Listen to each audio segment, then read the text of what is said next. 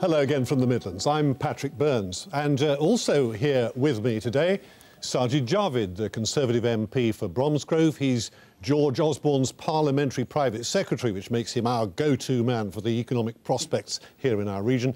And Nikki Sinclaire, elected 3 years ago as a UKIP MEP, but now our region's independent voice in the European Parliament. Part of your job as the Private Secretary to the Chancellor is to be his eyes and ears. Do you feel that your constituents in Bromsgrove expect you to let him know just how tough it is for thousands of people out there under his public spending cuts? Well, I expect my constituents to always make sure that I know what their views or concerns are.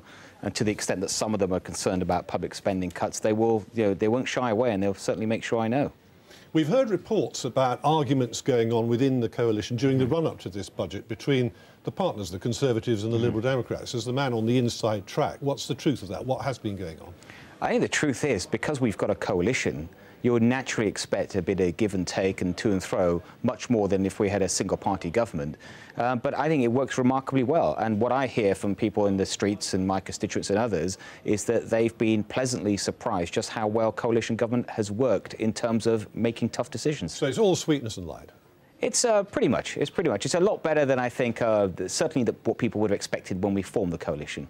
Nikki Sinclaire, of course, there are limits of what we can say about it, but I have to raise the question of your recent arrest on suspicion of defrauding the European Parliament. How confident that you, in the end, will be able to clear your name on this? Well, I'm very confident to clear my name because I'm innocent of these allegations. As you say, I can't discuss, which I find incredibly frustrating because I really want to kind of talk about this because I really do want to clear my name, but due to legal reasons, I cannot discuss. But if I can just take this opportunity to thank the hundreds of people that have emailed and came to my mobile surgery on Friday at Bromsgrove, for example, just wishing me well, and and I'm very touched by that support. As a politician, you often define yourself, it seems to me, by being against things. You're against British membership of the EU. Absolutely. You're against High-Speed 2 rail project. You're against the gypsies. What are the main principles that guide you positively? I'm for human rights of, for example, the settled community in Meriden, for example. I'm for ordinary people. I'm for people. I'm for about self-determination. I'm for sovereignty of the United Kingdom.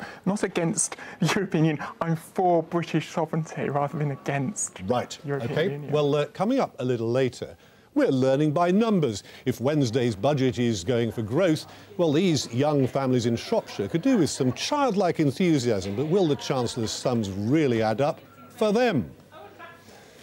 Before that, though, our top story this week. The Midlands is on the verge of a drought. We're in the middle of our longest dry spell for 90 years. Have our problems, I wonder, been aggravated by the politicians? There are concerns that our privatised water industry is tied up in red tape, burdensome rules and regulations. Here's our environment correspondent, David Gregory. The rain gauge is on the top. But on this farm near Shrewsbury, there hasn't been much rain to measure for the last 18 months. We're supposed to be planting potatoes next week, and I'd rather have a fortnight now of rain and delay this year's planting, just because it'll make such a difference at the other end of the year to our yields and what we can store and supply next year. Do you think you're going to get that? No. No, I don't. For farmers relying on our low-running rivers, things are looking tough. So it may seem extraordinary as farmers here are struggling to deal with the lack of water. The 720 is saying there certainly won't be a hosepipe ban, and even starting to prepare for the idea of selling water from the Midlands to the drought-stricken southeast. We're looking to reach out across the borders and help out our neighbours. And one idea we're working with at the moment, it's a very early idea, is to see if we can drop water from boreholes we have in Birmingham into the River Trent and let that flow over the border so that angling water can then take it out further downstream. And that's an example of raw water movements. And in the longer term, this sort of water trading concept would have more connections of treated water pipes. What we are doing is building a national network as the water companies connect up to their competitors, and they're able to move the water around on a local basis. So local connectivity actually is the key. But are things moving fast enough? And how do you explain to a potato farmer you want to sell his water? David Gregory, could water be the new oil, I wonder? Will the Midlands be the OPEC of water exporting regions? Nikki Sinclaire, you told the European Parliament this week that water was a basic human right. It should never be sold for profit. But surely it's naive to suppose that with this multi-million-pound business we see before us, that you can deconstruct that industry. Well, I also said it was a human essential, and I think that we should, we may be very lucky here in the West Midlands, but I think the government should look to incentivise farmers, for example, because 70% of natural water use is used by the agriculture industry, so therefore they need to be incentivised to use modern techniques to preserve that water as much as possible. And Sajid, it would seem a bit rich for a farmer who's worried about his potato crop to sit here in a Region 7 Trent where they're talking about selling water to the southeast, or maybe selling water within the West Midlands when he needs it for his farm. Well, of course, they should only really consider selling water if there's excess water for this region. And I don't think Severn Trent are suggesting they sell water no matter what the local situation is. But let's also remember this region right here in the West Midlands, we actually get a lot of our water from Wales. You know, in Wales recently, they had some excellent rainfall in the Elan Reservoir, and it's come down all the way from the valleys. It's travelled 73 miles, and it's right here in Franklin. And that's filling the taps of people here in Birmingham. So, you know, transport of water already takes place, and we can all benefit from it. And water, Nikki, is potentially very political. We hear about Wales there, but I mean, and we've also heard the Scots flexing their muscles over the past few days, almost like a kind of rerun of the argument about North Sea oil all over. Yes. I mean, and you've seen that. I mean, the big debate in the European Parliament was about the Sixth World Forum in Marseille, which has taken place this week. And there's a bit of, obviously, not just providing water for our use, there's also third world water. 88% of diseases come from poor supply of water or infected water. So we have not just a regional responsibility, we also have a global responsibility. This is a surprise for you, me talking about beyond our region. One doesn't never cease. Exactly, but it is important. Water is important, and yes, I don't mind people making a profit of water, but not excessive profits, which I think that some companies have. And the current Council of the World also has links to business as well, and that's where I have the problem. Caroline Spellman, Sajid, the Environment Secretary, was talking there about a sort of joined-up solution across the country, but we could be talking about as long as 40 years for something like a national system for water, and Parliament and politicians, we know, are obsessed with 5-year periods, aren't you? No, she's already taking great action on this. So in December, the government published a white paper on, I think, called Water for Life, which is addressing many of these points you just raised. And also, just last month, Caroline Spellman held an emergency summit of members of the water industry, the Environment Agency and others to discuss this issue of drought. And it's actually important also just to raise the profile, because I can tell you as a constituency MP, I haven't received a single letter of communication from constituents concerned about drought. But if this kind of summit raises the profile, and if that can help people be a bit more careful in how they use water, then I think that's a good thing. Well, I'll enter that, I'm sure, say all of us. Well, now, in just 3 days' time, George Osborne will be at the dispatch box to deliver his 4th budget. We know Sajid Javid is in this together with the Chancellor, but what does the Midlands as a whole want to be in that famous red box? Ben Godfrey has been to Shropshire to find out. If it's billed as a budget for growth, then the Chancellor could do worse than pop into this Sure Start centre in Craven Arms. The children's smiles hide their parents' anguish, with many facing a cut in benefits as the government strives to improve the welfare system. Here, it's all play and no work. I'd love to get back into work, but it's just that hard for teen mums and having a young child. I was made redundant in July, and when I went to claim contributions-based job seekers allowance, I wasn't entitled to it because of the 2 tax years they take into account, which seems a bit unfair given I've got 16 years experience in teaching. A few miles up the road, Ludlow Food Centre prides itself on achieving growth. It's capitalising on a craving for gastronomy. The recipe here is if we sell it, we should make it. And it's doubled the workforce with 100 skilled jobs over 5 years. But the man in charge wants the Chancellor's budget to address national insurance contributions, so he can take on more young people. At best a reduction, at worst a freeze. The cost of employing people is very high, and national insurance, the option is, would you rather receive higher national insurance payments, or would you rather have more people who are on benefit? It's a very simple equation. And while we're number crunching, the number of new companies in Shropshire has fallen by 1/4 over 3 years. Just take the latest employment figures here in Ludlow.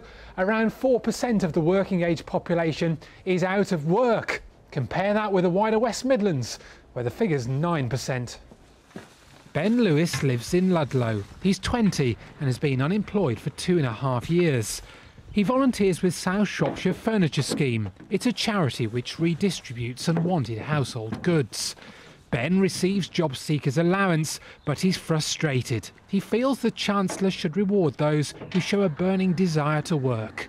Young people at the moment just have not got the help out there at the moment, and I feel that they need guidance, and under the Tory government it's just not good enough.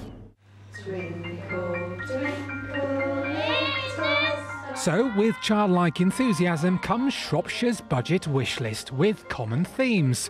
Start young, inspire the next generation, and hope it all adds up to economic growth. Ben Godfrey on the Midlands budget wish list, and that's the subject of my latest blog post, and it's also the big question for our other guest here today. Richard Butler is the Regional Director of the Employers' Organisation, the CBI. So what then, Richard, is on your wish list for Wednesday?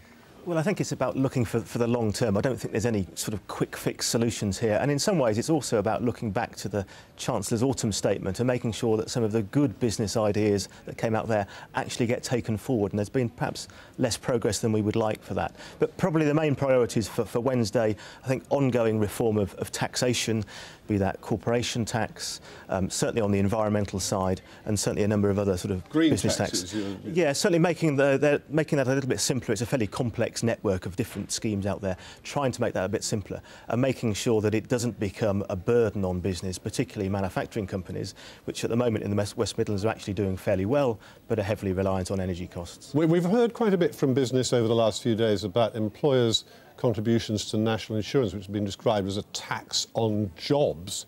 Is that something where you wish maybe that there's going to be a bit of give from the Chancellor? Well, that's potentially sort of part of the solution, but I think it's actually there's a bigger picture here. It's about creating a more favourable environment for longer or medium-term investment, and particularly we think in terms of investment in infrastructure, which has a fairly immediate impact in terms of job creation, and that's really what we're looking for.